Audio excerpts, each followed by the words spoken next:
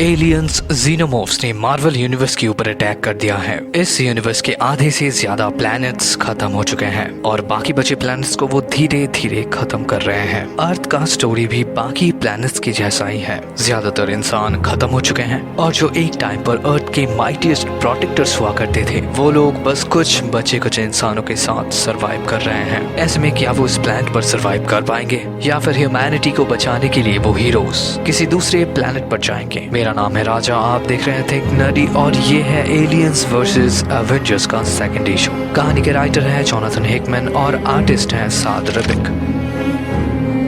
एक अलग यूनिवर्स, एक अलग टाइम। वो ग्रेट शिप शहर के चारों तरफ घूम रहा है और अभी वो धीरे धीरे नीचे उतर रहा है।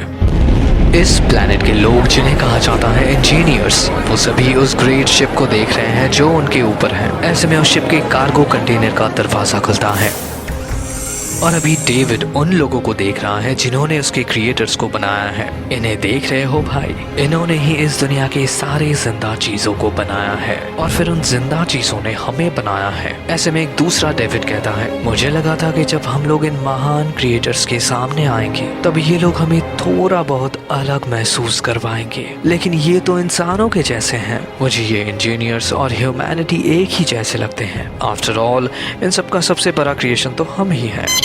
क्या वो उन फ्लूइड्स को नीचे गिरा रहे हैं? हाँ, भागो यहाँ से, हमें यहाँ से निकलना होगा। डेविड उन अर्न्स को उन इंजीनियर्स के ऊपर गिरा देते हैं। वो ब्लैक लिक्विड जब उन इंजीनियर्स की स्किन को टच करते हैं तब वो पिघल कर भाप बन जाते हैं। बस कुछ ही सेकंड्स में यूनिवर्स का सबसे ओल्डेस्ट और सबसे एडवांस सिविलाइजेशन खत्म हो जाता है, जिसे देख डेविड कहता है, ये कितना खूबसूरत है, शायद इसे ही कहते हैं खत्म होना।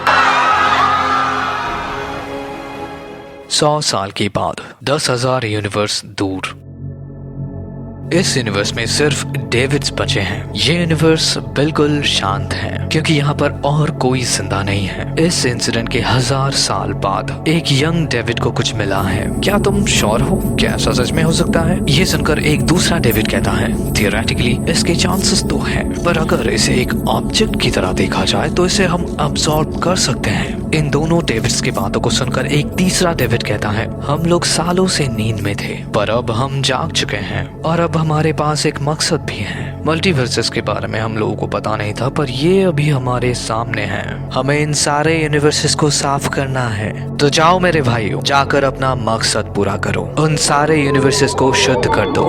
पर्ज शुरू करो।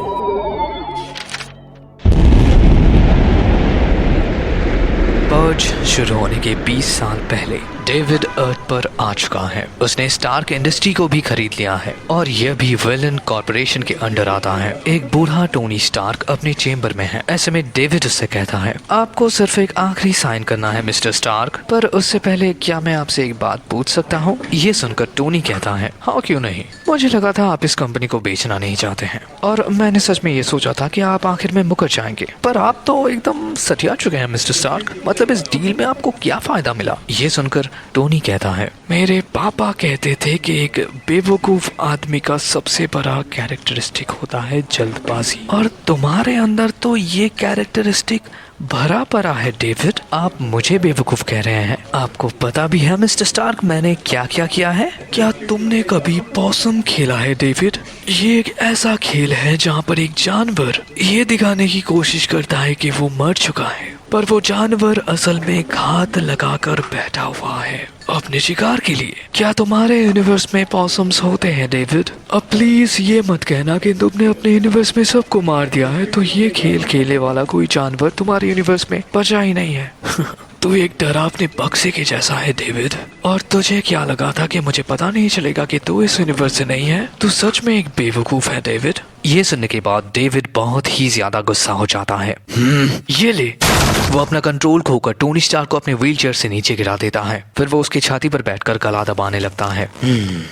बहुत अच्छे मिस्टर स्टार्क, मैं सच में सरप्राइज्ड हूँ मिस्टर स्टार्क, पर तुम्हारे दुनिया के लोगों को ज्ञान के बारे में कुछ भी पता नहीं है। ज्ञान जो हमारे अंदर है और उसके हिसाब से तो तुम्हारे दुनिया का अंत लिखा हुआ है। तुम्हें पता है मिस्टर स्टार्क, एक बुलेट एक आदमी को मार सकता है और उस बुलेट से जो मरने वाला होता है वो अपने आखिरी समय में ये सोचता है कि काश ये गन बनाने वाला इस बुलेट के सामने आ जाता। मुझे देखो मिस्टर स्टार्क, देखो मेरी तरफ। मुझे ना ही उस बुलेट से प्रॉब्लम है और ना ही उस गन बनाने वाले से, मुझे प्रॉब्लम है उस क्रिएटर से। ऐसे टाइम में भी स्टार्क उससे पूछ ही लेता है, और कितना टाइम है हमारे पास? ना ना ना मिस्टर स्टार्क, तुम्हारे पास तो बिल्कुल टाइम नहीं है, पर तुम्हारे सिविलाइजेशन को जो बीज खत्म करने वाला है वो आज से 16 साल 3 महीने 15 दिन और 3 घंटे के बाद इस दुनिया में आएगा। मैं 20 साल से इस धरती पर हूँ स्टार्क, और टेक्निकली मैं तुम्हारे रेस को गाइड कर रहा हूँ। वैसे ये तुम्हारे हाथों में पहले तो नहीं था ना?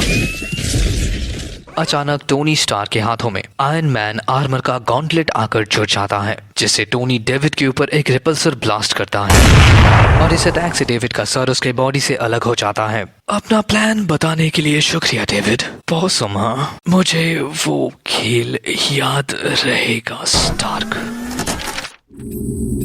टोनी उस एंड्रॉयड की बॉडी को रिस्टोर कर रखता है। वो उसे अपने सिस्टम में डालकर इंफॉर्मेशन निकालने की कोशिश कर रहा है। कुछ टाइम के बाद वो अपने मेन चेम्बर पर पहुंचता है, जहां पर वो बाकी बचे कुछ हीरोज से मिलता है। जितने भी आउटपोस्ट को हम लोगों ने सेटअप किया था, शायद वो सब खत्म हो चुके हैं ब्रूस, क्योंकि कुछ टाइम से वो लोग सिग्नल्स नहीं भेज रहे हैं। स्टीव के आउटपोस्ट का भी शायद यही हाल है।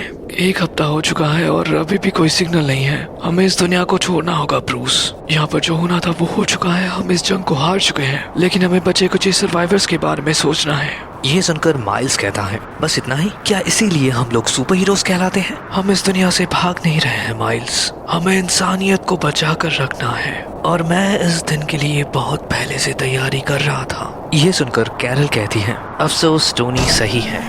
ऐसे में वो आगे आकर अपने हाथ में बंधे हुए डिवाइस की मदद से एक होलोग्राफिक प्रोजेक्टर को चलाती है, जो अभी मेन अवेंजर टावर को शो कर रहा है। ये तो अवेंजर टावर है, मतलब ये कोई टावर नहीं है, ये एक स्केप शिप है। नहीं, ये कोई स्केप शिप नहीं है माइल्स, ये एक नए दुनिया में बसने के लिए एक कॉलोनी शिप है। ये सुनकर ब्रूस कहता है, टोनी हमारे इस आउटपोस्ट में 1400 लोग रहते हैं, जो ह्यूमन रेस को आगे बढ़ाने के लिए एनफ है। मुझे पता है, पर हम लोग गुफाओं में रहने वाले जानवर नहीं है ब्रूस। हमारे पास इंटेलिजेंस है, और इसी की मदद से हम ह्यूमैनिटी को बचाएंगे। माइल्स, मुझे तुम्हारी मदद चाहिए। तुम्हें इस शहर के बाकी बचे कुछ लोगों को इस शिप के बारे में बताना है। मैं नहीं चाहता कोई पीछे छूट जाए। हमें मार्स पर जाना है, इस सिस्टम से बहुत दूर। ये सुनकर माइल्स कहता है, हाँ क्यों नहीं, मैं अभी जाता हूँ। टोनी अभी कैरल से कहता है, हे कैरल, क्या वॉर मशीन तैयार है? वॉर मशीन अभी शहर के खाली बिल्डिंगों के ऊपर बॉम्ब्स गिरा रहा है। वो इन बिल्डिंग्स को डिस्ट्रॉय कर रहा है ताकि इनके अंदर घर बसा चुके जीनोमॉर्फ्स भी मारे जाएं। वॉर मशीन डिस्ट्रक्शन में माहिर है। शहर में घुसने के सारे रास्ते बंद हो चुके हैं और बाकी बचे कुछ बंकर्स को वॉर मशीन डिस्ट्रॉय कर रहा है, लेकिन एक एंट्रेंस अभी भी एक्टिव है। वॉर मशीन को शायद ह्यूमन लाइफ्स के कुछ सिग्नल्स मिले हैं। टोनी अभी मैप में उसी एंट्रेंस को देख रहा है। ये एंट्रेंस तो स्टीव के आउटपोस्ट की तरफ जाता है। सभी हीरोज अभी उस एंट्रेंस को देख रहे हैं, जहाँ से बहुत सारे ह्यूमंस शहर के अंदर आ रहे हैं, और उन्हें लीड कर रहा है एक आदमी जिसके हाथों में एक शील्ड है। ओह गॉड, उसके साथ तो 100 से भी ज्यादा लोग हैं। ब्रूस के बातों को सुनकर कैरल कहती है, यही तो है हमारे कैप्टन, वो किसी को भी पीछे नहीं छोड़ते। कैरल के बातों को सुनकर टोनी कहता है, पर हमें निकलना होगा।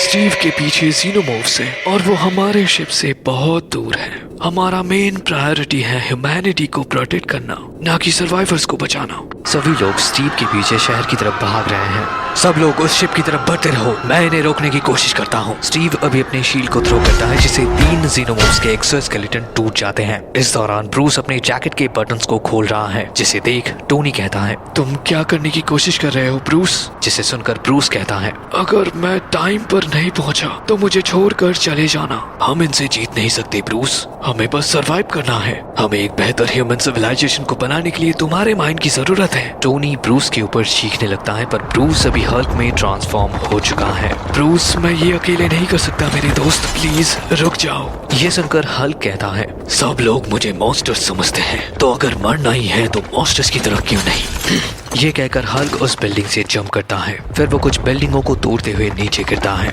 उस इम्पैक्ट से बहुत सारे जीनोमॉर्फ्स मर जाते हैं। स्टीव अभी अपने शील्ड से उन जीनोमॉर्फ्स के सर को काट रहा है। ऐसे में वो पीछे मुड़ता है और देखता है कि हल्क उन एलियंस को स्मैश कर रहा है। कुछ टाइम के बाद टोनी एक हार्ड डिसीजन लेता है। वो कॉलोनी शिप अभी लॉन्च हो चुका है और अभी भी वो दोनों हीरोज उन एलियन से लड़ रहे हैं। वो शिप अभी अर्थ के एटमॉस्फेयर को छोड़ने वाला है।